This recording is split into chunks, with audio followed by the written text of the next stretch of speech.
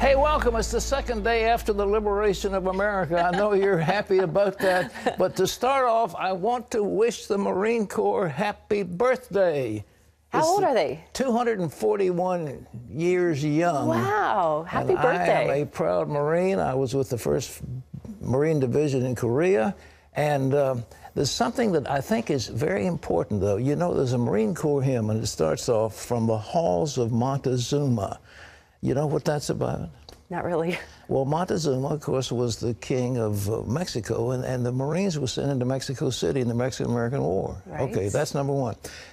To the shores of Tripoli, you know what that was about? No. Come on, where are you? Well, Lebanon? The Barbary pirates, they were Muslim extremists. There was ISIS in those days, their version. Yeah. The Barbary pirates were capturing our merchant ships, enslaving the merchantmen, I mean, actually taking them and making them slaves. And President Jefferson, Thomas Jefferson, said, we cannot permit this to happen. So what does he do? Created the Marine Corps. He created, but he sent Marines to Tripoli, which was the headquarters of the Bay of Tunis or whatever, and they captured the head guy. And he says, okay, we won't capture your boats anymore. So they had this treaty, and Thomas Jefferson was really tough on Islam. I mean, but that's how far back it goes. They've been fighting us back then and before, but they were capturing our merchant ships and enslaving our people. And Thomas Jefferson said, no way. From the halls of Montezuma to the shores of Tripoli. Happy birthday, Marines. Okay. And you went to boot camp and all of that. I went to 2 years. I mean, when I was in college, we had PLC, they called it Platoon Leaders Class, and I had 2 summers, which is like a boot camp. Yeah. And then when I graduated from college, I got a commission, and then I was called up to active duty after I got back home from being in school in England. So anyhow. You were in New York, and you interviewed a dear, I say a dear friend, he's a man I admire a tremendous amount, Mel Gibson. Last week, I got to sit down with Mel Gibson in New York City, and we had a great chat, and he's just he was funny, yeah. He's so kind, and gave us a lot of time, and we really enjoyed it. Well, he's a terrific, he's without question one of the most talented directors, and you know, I thought, of course, The Passion of the Christ was just a blockbuster, and then I thought Braveheart was one of the best movies I've ever seen. So in that event, you had Mel, and you're going to talk about it on the internet. The full interview is on our website right now, cbn.com, if you want to go and check it out. You know, he talks about his beard. A lot of people are questioning his beard that he has right now, but he's actually, he and Sean Penn are doing a movie right now in Ireland called The Professor and the Madman. I said, well, which one are you?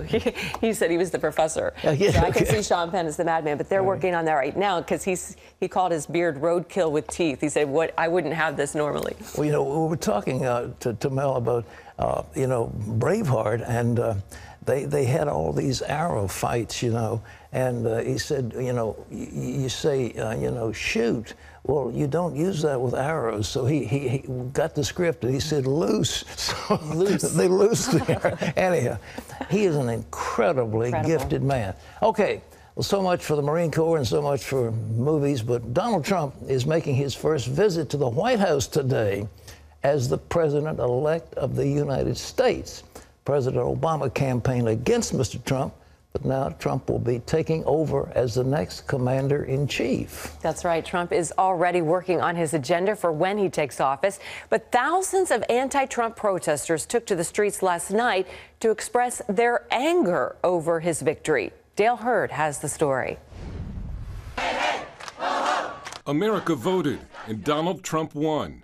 But he wasn't their candidate, so now these protesters are angry. Protests from New York to Philadelphia to Chicago and Los Angeles. Something horrific and unbelievable has happened. And with a lot of Clinton supporters still in shock, Donald Trump today makes his first trip to the White House as the new president-elect. And he's promising to be a president for all Americans. To all Republicans and Democrats and independents across this nation, I say it is time for us to come together as one united people. And President Obama also called for Americans to come together. It is no secret that the president-elect and I have some pretty significant differences. We are now all rooting for his success in uniting and leading the country. Although many world leaders also expressed support for Trump, Europeans who watched the election closely and expected a certain Clinton victory were still trying to come to grips with the result. France's socialist president François Hollande said Trump's victory opens a period of uncertainty. Much more certain is Trump's agenda for his first 100 days. The top order of business is to repeal and replace Obamacare. Believe me, we'll get rid of that. I've been saying it for years. Trump has also promised middle-class families a 35% tax cut. The Tax Foundation, which has looked at the plan, said it would actually cut taxes for several income levels. And that's what they can use, and that money will go back into the economy. Also, border security. And Trump has vowed to make it a lot tougher for persons from terror-related countries to enter the U.S. Radical Islamic terror is right around the corner. We have to be so tough, so smart, so vigilant. Trump is also eager to fill that seat on the Supreme Court that has been vacant since February with a conservative justice, and could get chances to appoint more justices. Wall Street quickly got used to the idea of a Trump presidency after an initial sell-off. Stocks posted strong gains. President-elect Trump has a lot on his plate and a lot to talk about when he meets with President Obama. Dale Hurd, CBN News. Well, I want to say that the Trump policies in terms of tax cuts and taking away the terrific burden of administrative overhead that is costing our economy about $3 trillion a year, when those things are taken off and when the taxes are lowered, the stock market should just take off like a rocket, and I think people have sold off. They've sold off too early. Well, our CBN News White House correspondent Jennifer Wishon is with us right now. Jennifer, I know it's a little early for that meeting, but what do you think the president and the president-elect are going to be talking about? Well, Pat, wouldn't you just love to be a fly on the wall in the Oval Office this morning? President Obama is going to welcome a successor he never, ever in a million years could have imagined. But, you know, today, President Obama, Donald Trump has made it clear that in his first 100 days, he is going to begin unraveling the Obama presidency. And so today, President Obama is going to begin a new campaign, and that is the campaign for his legacy. He is going to become lobbyist in chief, lobbying his successor, trying to convince him not to completely undo everything he's worked for these past 8 years. Well, it looks like to me that Trump's going to have to do that. I mean, for example, he's put at the top of his agenda is the signature piece of legislation of the Obama administration, what is the health care. They call it the Affordable Health Act. It was known as Obamacare. And Mitch McConnell is also talking about repealing it. What do you hear?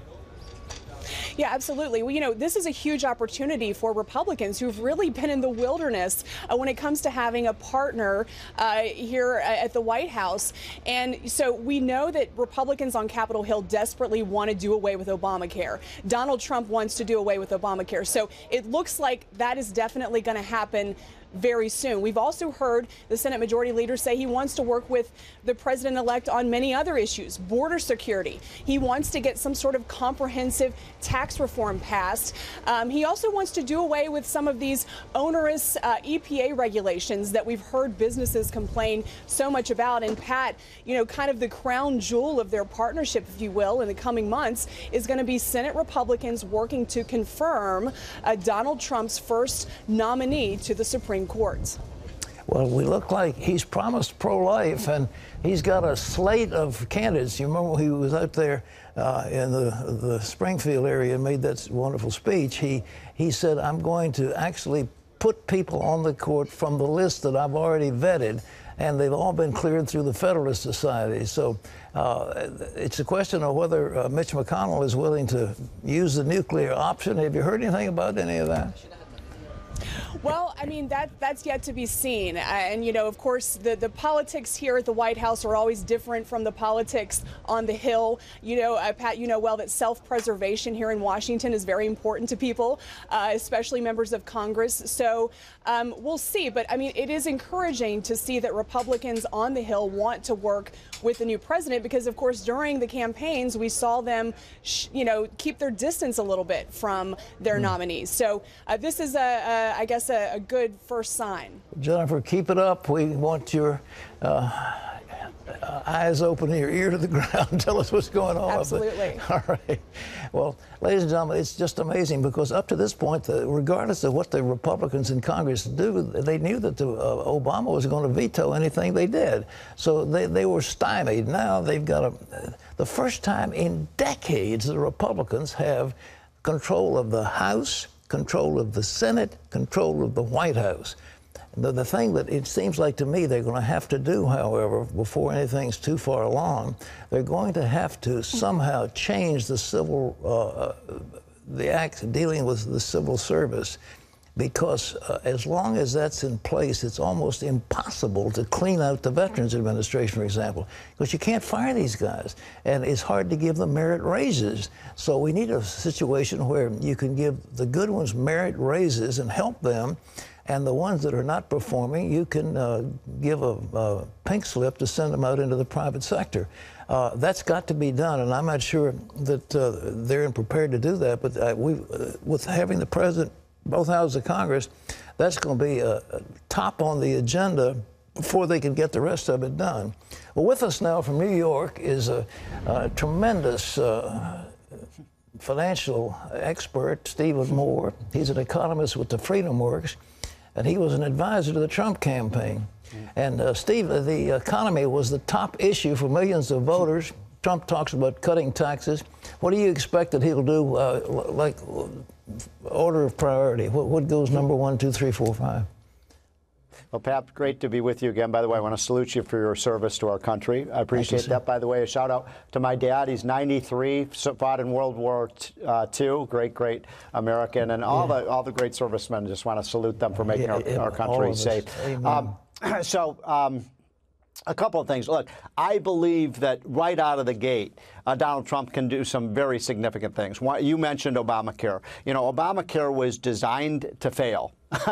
Even liberals, you know, in private will admit that they knew the thing was going to fail. They were hoping that they would be able to move towards a government-run health care system. What we aim to do with our health care overhaul, and by the way, we're going to cover everybody, Pat. Everybody's going to have health insurance, but we're going to give people way more options. There's going to be way more competition. If you live in Virginia, Pat, you could buy a health care plan in Utah or Iowa. That gives you way more choices. We're going to do medical malpractice, insurance reform to lower costs. We believe we can provide everybody with better care than they're getting under Obamacare, cut the cost by 30%. And yes, Pat, under our plan, you do get to keep your doctor. You do get to keep your hospital. You keep your health care service provider. And that is a big deal, because I think Obamacare was a major reason that Donald Trump won this election. Well, of course, when they raised the premiums so much, double the ones in Arizona were just over 100%. But let me ask you, you said this, and I think it's important to bring it out. It was designed to fail. The reason being what?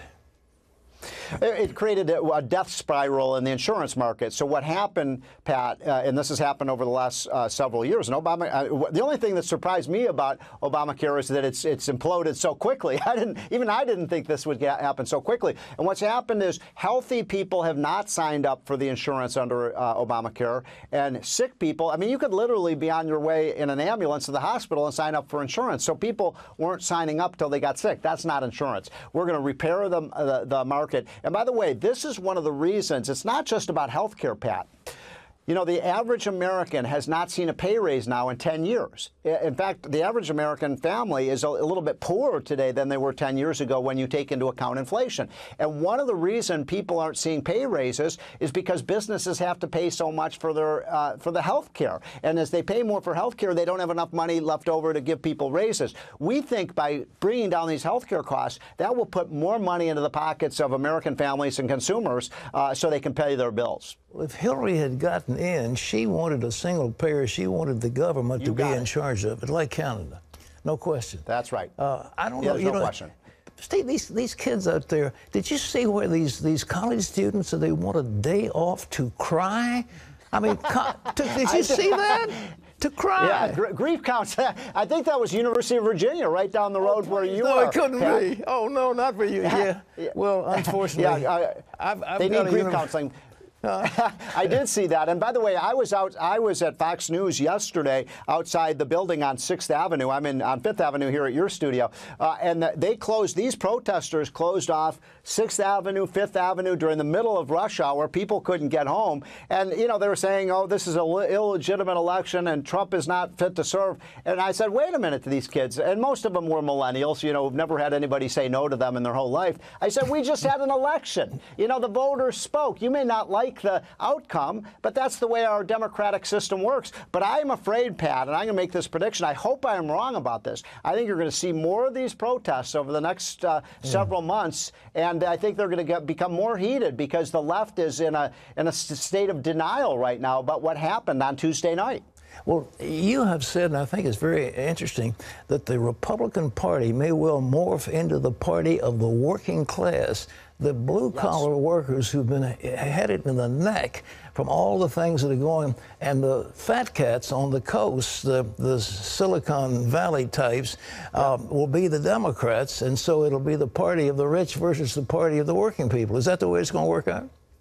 I think it might. I mean, look, Donald Trump did something so amazing on Tuesday night, and I admire him so much for this. And I traveled around the country a bit with him and did a lot of, campaign visits on my own. And just meeting these folks in towns like York, Pennsylvania, and Rockford, Illinois, and Newark, New Jersey, and Cleveland. And people have really been left behind, and they haven't been listened to. And I think, Donald, one of the most important things that Donald Trump said during this whole campaign, remember during his convention speech, he said, for all those Americans out there in middle America who feel like Washington is not attentive to you and they're not listening to your concerns, he said, I will be your voice. And I predict, Pat, just as you're the voice for so many people in this country who are evangelical Christians, if Donald Trump can continue to fight for these working class Americans, he will be a successful president. All right, one last question. I know the president has, I've heard as many as 2,600 regulations ready to dump in the hopper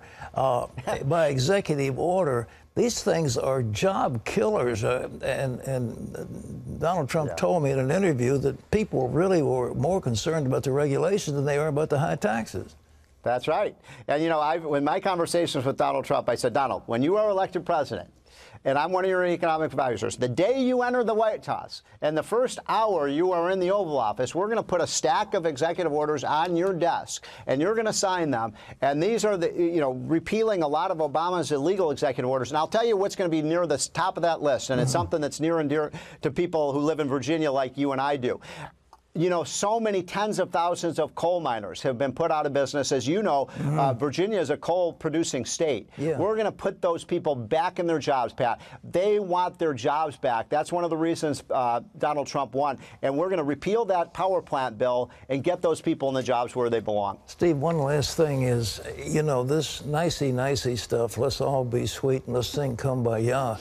But the truth is the people wanted a change, and change is going to mean you've got to get some people out of office and put other people in office, and policies have got to change, and that means you got to be tough. Is that the way you look at it? Is that the way Trump's going to go after it?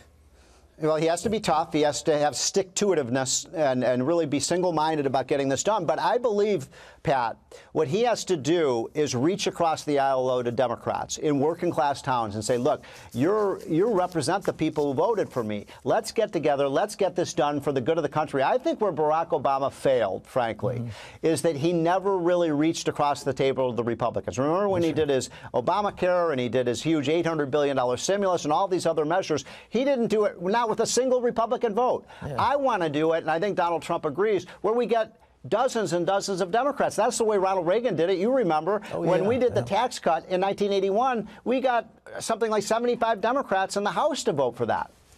Last thing, there's so many good.